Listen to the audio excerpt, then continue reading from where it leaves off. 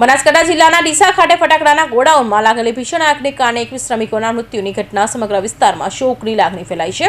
આ દુર્ઘટના અંગે બનાસકાંઠાના સાંસદ ગેનીબેન ઠાકોરે દુઃખ વ્યક્ત કર્યું છે અને આ મુદ્દે લોકસભામાં સખત પગલાં લેવાની માંગ ઉઠાવી છે। બનાસકાંઠાના ડીસા અને ફટાકડાના ગોડાઉનમાં બ્લાસ્ટ થતા લાગેલી ભીષણ આગને કારણે 21 શ્રમિકોના મૃત્યુની ઘટનાનો સમગ્ર વિસ્તારમાં શોકની લાગણી ફેલાઈ છે। આ દુર્ઘટના અંગે બનાસકાંઠાના સાંસદ ગેનીબેન ઠાકોરે દુઃખ વ્યક્ત કર્યું હતું અને આ મુદ્દે લોકસભામાં સખત પગલાં લેવાની માંગ ઉઠાવી હતી। તેમજ ગેનીબેન ઠાકોરે દિલ્હીમાં લોકસભાના અધ્યક્ષને રજૂઆત કરી કે આ ઘટનાની ઊંડી તપાસ માટે એક કમિટીની રચના કરવામાં આવે અને જે લોકો આ દુર્ઘટના માટે જવાબદાર છે તેમની સામે કડક કાર્યવાહી કરવામાં આવે। સાથે જ તેમણે ગુજરાતમાં ભૂતકાળમાં બનેલી સમાન દુઃખદ ઘટનાનો ઉલ્લેખ કરી સરકાર પર નિશાન સાધ્યું। તેમજ સંસદ પૂરી થયા પછી પીડિત પરિવારોને મળવાની વાત કરી હતી, જેને પગલે આજ રોજ મૃતક મેહુલ લુહારા પરિવારને સાંત્વન આપવા પહોંચ્યા હતા અને મધ્યપ્રદેશના 20 લોકોના મોતની દુઃખદ અને ગંભીર ઘટના ગણાવી છે।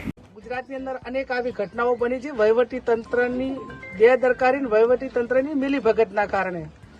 રાજકોટની હોય, ત્યાં મોરબીની હોય, સુરતની ઘટના હોય અને આ પાછી એનું પુનરાવર્તન। એટલે જ્યારે આવી કોઈ ઘટના બને ત્યારે વહીવટી તંત્ર એની પાછળ પગલાં લઈને ગંભીરતાપૂર્વક જે કાર્યવાહી કરવી જોઈએ નથી થતી। એના માટે કરીને આવી પ્રક્રિયાઓ અટકાતી નથી અને નિર્દોષ લોકોના જીવ જાય છે। આજે આ પરિવારનો વધારો થઈ ગયો છે। આજે એમની આપણે એક હમદર્દી જો હોય, એમની વેદના, એ વેદનાને સરકાર વાચા આપે, એમને પૂરેપૂરો ન્યાય આપે।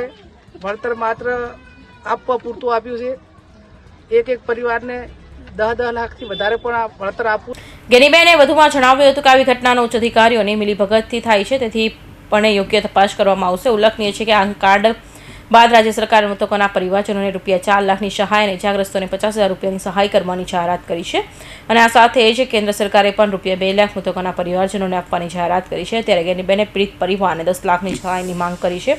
કૌશિક પટેલનો report, Hind TV news, Surat.